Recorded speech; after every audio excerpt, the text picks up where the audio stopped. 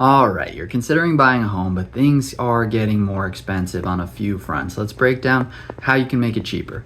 Well, home prices have shot up over the past couple of years, and they're not really coming down because of a relatively low number of homes on the market. Also, insurance costs, HOA fees keep climbing, and all of these things typically rise over time, but a big part of the cost that doesn't always just get more expensive over time are the mortgage rates. And while they're down from 20-year highs last year, they're rising again right now. So how do mortgage rates work, and can we predict them, and can we lower our mortgage rate? Well, if you go to a bank and you ask for a loan to buy a home, they'll set the interest rate based on how risky it is to lend you the money.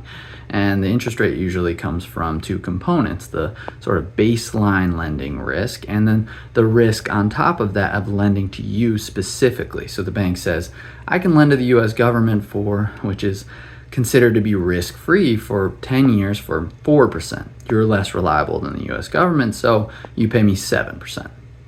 Now, you can lower your own component with a better credit score or putting more money down up front, but the baseline rate you don't really have any control over. US Treasury borrowing rates rise and fall based on investor trading, making them very hard to predict, kind of like the stock market. So why are Treasury rates rising right now? Well, right now the US government debt is climbing, and there's talk about cutting taxes when we already spend much more each year than we take in. So there's some concern that the US government may have more trouble paying its future debt.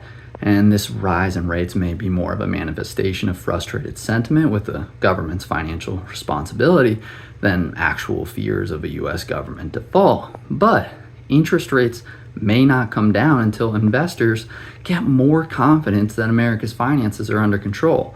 So if you're looking to reduce your own mortgage rate, you can start with improving your credit score and saving up more for a bigger down payment.